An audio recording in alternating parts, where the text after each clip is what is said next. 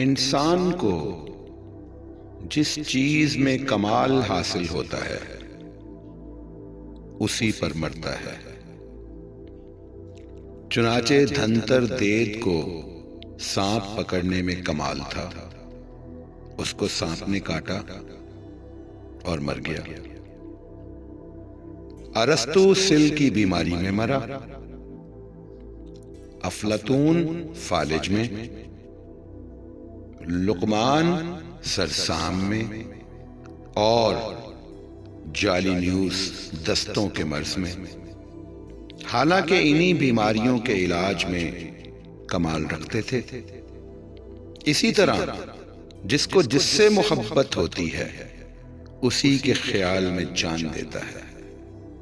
कारून माल की मोहब्बत में मरा, मजनू लैला की मोहब्बत में। इसी तरह तालिबे मौला को खुदा की तलबी की बीमारी है, वो इसी में फना हो जाता है।